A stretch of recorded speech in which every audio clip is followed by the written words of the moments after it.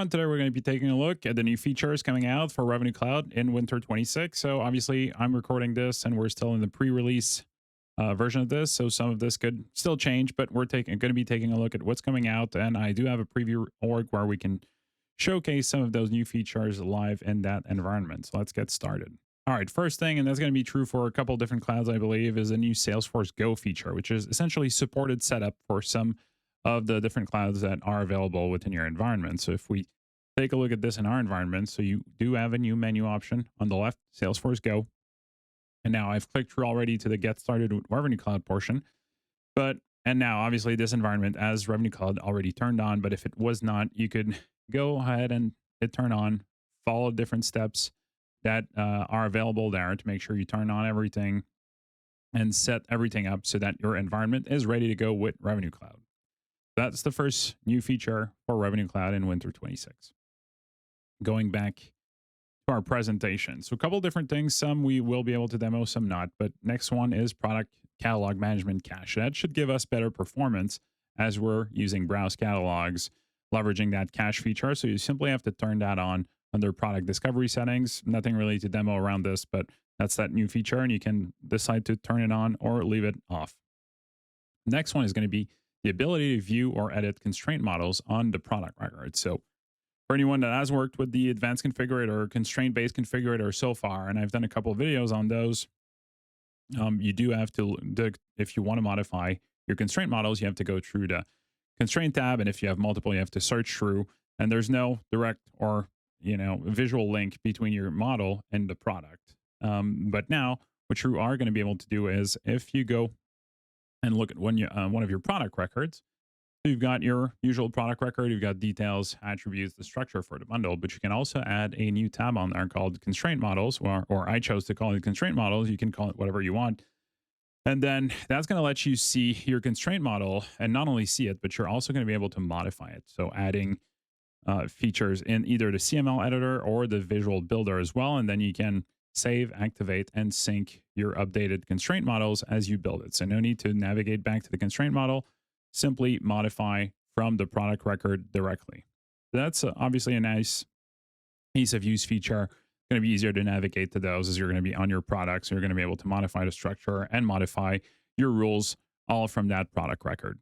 Moving on to the next one. So you now have product category sort order. So the sort order field is already available on your product category. So if we navigate to categories, we are going to be able to see. So if I look at all my categories and I order them by the catalog, right? So within hardware catalog, I've got 3 categories. All have a sort order 10, 20, 30. So that's the order we should see it in right now. Prior to Winter 26, you would simply see them in alphabetical order, right? So accessories, desktop, laptops. Now I've got them set up the other way around. And if we go on a quote and hit browse catalog, go into our hardware catalog, hit next, we will be able to see that now that sort order is respected. So we're going 10, 20, 30, laptops, desktops, and accessories. So again, nothing groundbreaking, but really everyone was looking for that feature. So it's nice to see that in there and available so we can sort that the right way around for our users. Next, we will look at quotes deep clone. So last release gave us cloning of quote lines and quote line groups. Now we get to clone the entire quote from that new button that is available to be added on your quote. So deep clone, top right, as you can see, if I hit my deep clone, it's going to tell me that I am cloning the quote. I hit deep clone and the cloning sequence is launched. And what I can take a look at is if I go to my quotes tab, we'll see I have a new quote created there from the quote I was currently on. Right, I got a second one created because I had already cloned that one. So my clone is created, same quote line. If I had groups, the groups would be on there. And this is all now visible from. So, I mean, again, very nice because you might have a lot of scenarios where you want to reuse a quote either for the same customer, create a different scenario, or use a similar quote for a different customer. So you're going to be able to do that very quickly and not have to rebuild the entire thing. We do have an entirely new transaction line editor. It's now called the Sales Transaction Line Editor, and it brings a lot of new features. So the groups are going to look different. So groups used to have each their own line editor essentially so far, right? But now this new transaction line editor will give all the groups within that same structure and also allow you to add subgroups. So you're going to be able to add multiple groups and subgroups. So you can add nested groups really against your quote. You're also going to be able to manage your adder adjustments. So previously, right, adder adjustments allow you to add discount to all the products on your quote to either target a specific amount or simply adjust your quote, right? You want to add 10% discount across everything, but you had to add the fields added to your quote record and then do a manual recalculation of your quote to get that to activate. Now it's available within the transaction line editor. So you can launch this and we'll take a look at what this looks like. Do your adjustment, apply it to your quote, and it's going to recalculate automatically. We also now have the product quick add, and I'm going to show you what that looks like, but no need to go to browse catalogs. That's going to be available and it can be either turned on or off. Bulk delete, so you're going to be able to select multiple lines and delete them all if you needed to. And usage products also get a new look and feel, so the usage screen is going to look slightly different going forward. So let's go in and take a look at this. Okay, so first thing we can look at is manage adder adjustment. So if I click on manage adder adjustment, it's going to be similar to a custom component that I had built when we looked at that feature a couple of months ago when it was released, but now obviously it's all included in the standard experience, so it's a lot more efficient. But you can do an amount, a percentage, or override total, and you can define how you want to distribute the adjustment. Is it equal or proportionate? And finally, the amount value. So if you want to add a $100 discount, and then you can apply, and that's going to launch the recalculation of your quote. Next thing we want to look at is the ability to add groups and subgroups. So if I click on the add group button, first thing, we got our new group added on. We can hit save. The group is now added to our layout. So we see it, the layout for the groups is now different. Small error. Again, this is a preview org, so not everything works as you would expect it yet, but we're getting updates pretty frequently, so that's going to get better. But now that my group is added, I can modify the name inline. So that's the first group that I add on there.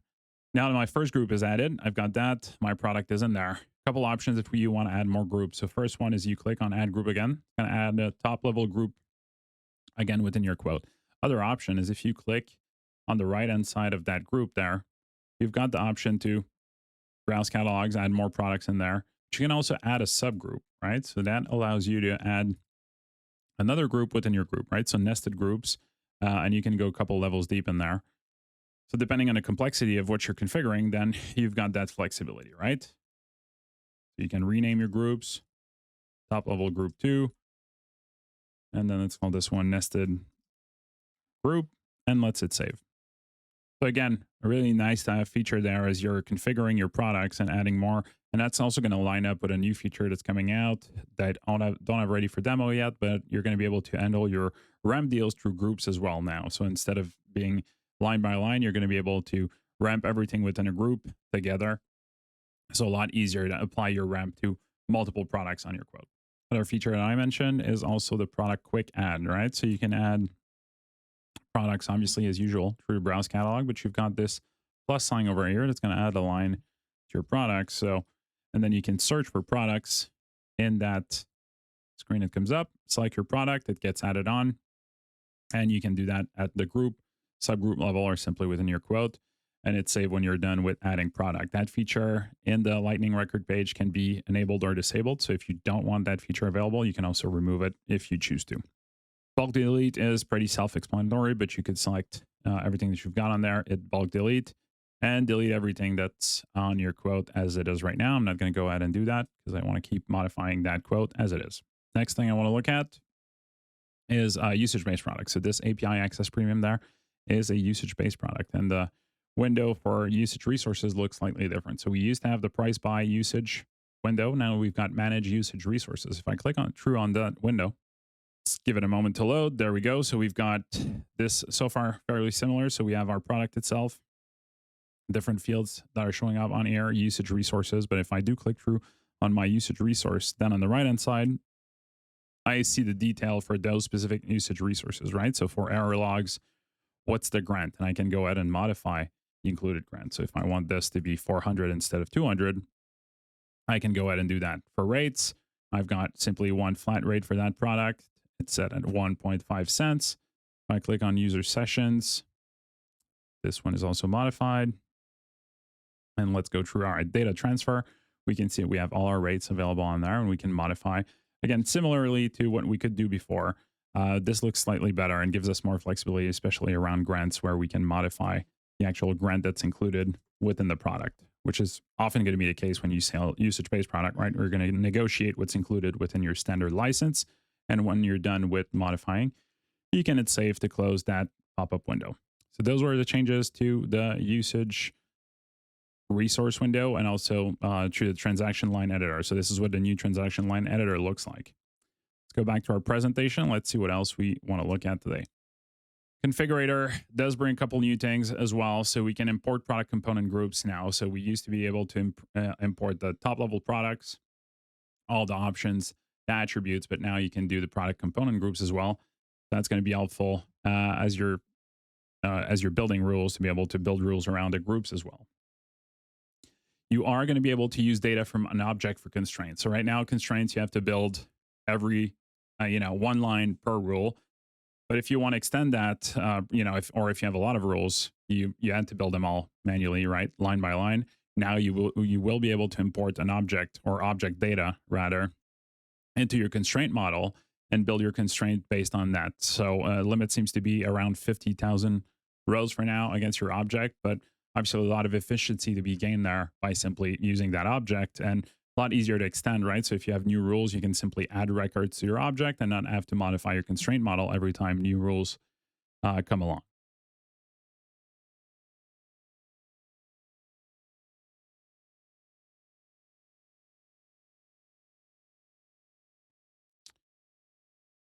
Salesforce is also releasing a tool to convert configuration rules to constraints. So if you've got rules that were built, standard configuration rules using the business rules engine, you are going to be able to convert those to the constraint model. I've not tested the feature yet, but it is a plugin that they've released. So you're going to be able to export your configuration rules as they are right now and use this tool to convert them and optimize them for the constraint models. I'll be looking forward to testing that, and I'll keep you up to date as I do test those new features. You can also now create multiple orders from quotes. And that's obviously a great feature. A lot of people were asking me for that, and you had to go custom so far if you wanted to be able to do this. So if we go back to our quote,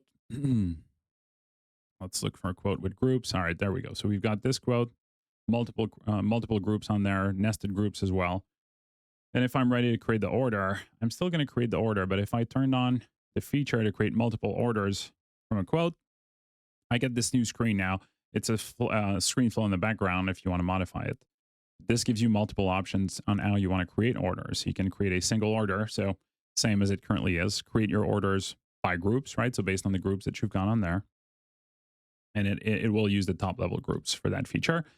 And then, or you can create order by field. So if you want to use a specific field on quote lines to create your grouping, you can do that as well. So you're going to do your selection, hit finish, and the orders will be created based on that selection. Again, another highly requested feature that we're really happy to see come in Revenue Cloud to match with what we had in CPQ previously. We do get a new component for approvals that's going to allow us to do preview approval. So again, for anyone that had used advanced approvals, right, it's very useful to be able to do a preview approval before you actually submit. That new component will also allow you to submit without creating anything custom or doing a record triggered flow approvals. Now you're going to be able to do all of that from that component. So if I head back to my quote, hit approvals, I've got this new component on there, approval workflow, two options, either submit for approval or preview. I do have a lot of discount on this quote as it is. So if I hit on my preview approval, we'll see what approvals I need to go through to be able to get a fully approved quote, right? So I need to go through, and we do see the approval chain now, finance. So it's going to go through two levels of approvals, first to admin, then to a second user. So, right, whatever the complexity is of your flow, you're going to get to see all of that before you actually submit. And then once you're ready to go, you submit. And this is configured through the Lightning record page. So when you do go ahead and add that component to your page, you get to choose which flow you are using for a given quote, although it is static, right? So whatever flow you decide on there is going to be the one that applies to every quote that have that component added to them. All right, and what we've got next, so a couple changes around asset management as well. So now you do have the ability to transfer assets to a different account. You have the ability to do automatic co-term to a contract. So if you create a quote from a contract, the end date from your contract will auto-apply to every quote line on the quote that you've created from there. I can show you what that looks like. We are going to be able to do price only amendments, and price only amendments are going to be able to be done based on CPIs. You're going to be able to build rules around that. Unfortunately, we'll not be demoing that feature yet, but I'll be working on that. And that's going to be upcoming as well. And it seems another feature that I have not fully tested yet, but that is in the release notes at this point, is the ability to extend terms on your amendment quotes. So right now, amendment quotes, if you wanted to extend term, essentially you had to do a cancel and then a replace, right? So a new line with that extended term. Now you're going to be able to create an amendment quote and push out the end date, and the amendment and your asset will reflect that as it gets updated. So let's go into Salesforce, see the new options that we have on the asset page, and then look at the code termination to a given contract. So in Salesforce, if I take a look at this contract 104, I have an end date of February 12th, 2027. And so again, you could create a quick action, a flow to get that created, or I simply created it from the related list there. So I hit new quote, created a new quote, and this is the new quote that I created here, right? It is related to my contract. And if I go ahead and look at my quote line items, we can see that all my quote lines that are subscriptions anyway, right, have an end date of February 12th, 2027. So I'm co-terming to the existing contract. So when I go ahead, create my order, create the assets, they are going to co-term with the assets I currently have against that contract for that account. So a lot easier when it comes time to renew. We're going to renew everything all at once because they're all on the same cycle. While we're on the subject of assets, let's go and take a look at our account. So if we go to the account, go to the assets tab. So I've got my asset on there. We've got the buttons that we're used to at this point, amend, renew, cancel, but also we've got a couple other options. So we can now transfer. So again, this will allow you to transfer the selected asset, which you could do before hitting that button. So you're going to define when the transfer date is, right? So you say we want to transfer that asset as of August 1st. What account do you want to transfer it to? So you're going to select the account. And then if you want to also transfer it to a specific contract, you're going to be able to do that as well. So very nice feature, something we didn't really have in CPQ, and that entailed multiple steps, right? If you ever wanted to do this, now it's going to be able to be done in a couple clicks. That's a super useful feature for a lot of customers we work with. And then the other new option that we have in there is rollback. So rolling back will give you an error in this current instance, but what it will allow you to do is roll back the latest action that you've taken on it, right? So your asset has multiple asset actions, right? So you've got your initial sale, then an upsell, maybe downsell. So if for whatever reason, the last action that was taken on an asset needs to be rolled back, that new feature will allow you to roll back that latest action and go back, then do your modifications, and then go back with the life cycle of your asset moving forward.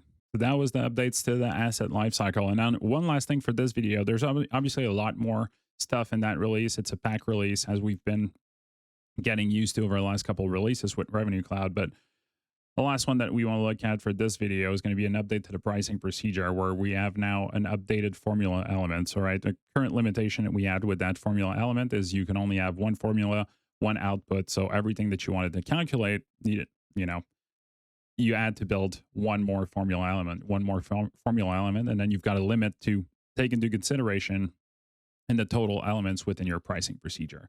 Now your formula element will be able to do multiple formulas within one single element. So let's jump into our pricing procedure and see what that looks like.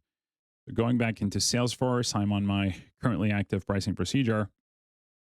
We won't save anything, but let's take a look at that new formula element. So if I go in and add the formula-based pricing element to my pricing procedure, let's open up the formula variable. So I can now do, right, whatever formula I need to do on there, define my output variable. So you can already tell that this looks different, right? Because those were in two separate sections before. Now it's in the same, but then you can also add more variables. I haven't tested and seen what the limit is yet, but as you can see, you can do a lot of different values on there.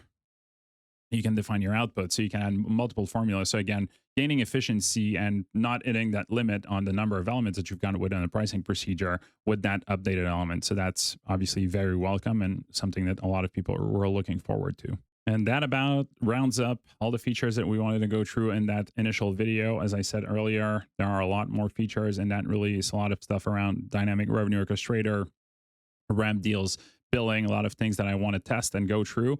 And as I do that, I'll release additional videos on those new features. Thanks again for watching. As usual, let me know if you've got any questions you're wondering anything else about any other features, I'll be happy to look into that. Let me know if you've got any questions, and have a great day.